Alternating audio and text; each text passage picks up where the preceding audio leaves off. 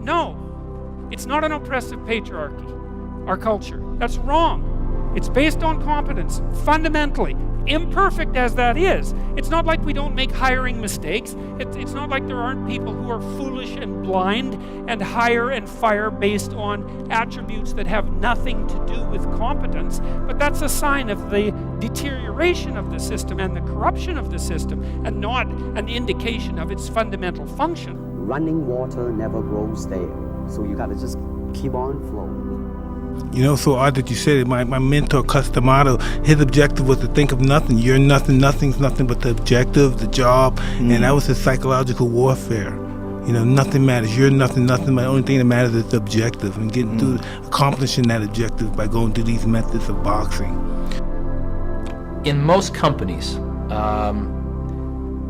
if you're new and you ask, you know, why is it done this way? The answer is because that's the way we do it here, or because that's the way it's always been done.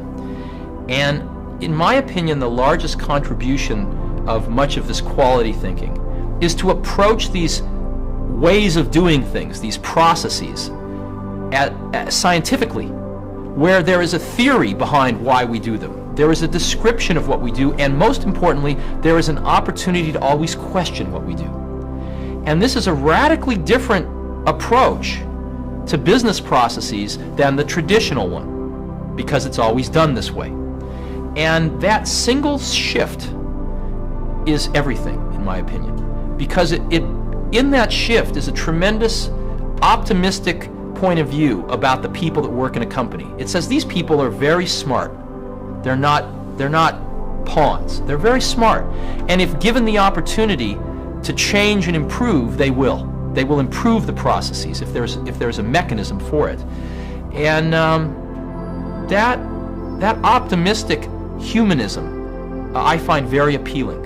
And I think we have countless examples that it works. Interesting. We don't, in our world, and haven't since the days of the Greeks who did, combine philosophy and art with sport. But quite clearly, the Oriental attitudes of the three are facets of the same things. Man, listen, you see, really, to me, okay, to me, ultimately, martial art means honestly expressing yourself. Now, it is very difficult to do. I mean, it is easy for me to put on a show and be cocky, and be flooded with a cocky feeling and then feel like pretty cool and all that. Or I can make all kinds of phony things, you see what I mean, blinded by it, or I can show you some really fancy movement. But to express oneself honestly, not lying to oneself, and to express myself honestly, that, my friend, is very hard to do, and you have to train. You have to keep your reflexes so that when you want it, it's there.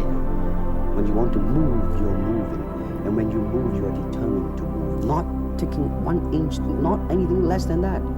If I want to punch, I'm gonna do it, man, and I'm gonna do it, you see. So I mean, so that is the type of thing you have to train yourself into it, to become one with the